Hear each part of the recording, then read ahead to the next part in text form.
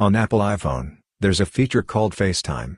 Through FaceTime, you can make video calls and audio calls to other iPhone users. And sometimes during your FaceTime video call, others will tell you that they cannot hear what you are saying. Sometimes this happens because you have muted the call. In that case, you need to unmute it. In this video, we'll be telling you about how to unmute any FaceTime video call on Apple iPhone. For this, open the FaceTime application. For example, I am calling one person and now that person has attended the call. If you want to mute, just click on this button. But when you mute, others cannot hear what you are saying. And if you want to know whether you have muted the call, here you can see this button in red color. That means the call is muted, and here you can see a mark like this also. Anyways, after this, if you want to unmute, just click on this button again. When you click on it, the call will be unmuted. Now it has changed to orange color and that cross mark is also not there. So this way you can easily unmute any FaceTime video call on Apple iPhone. Hope this video was helpful for you. If you find it helpful, consider subscribing.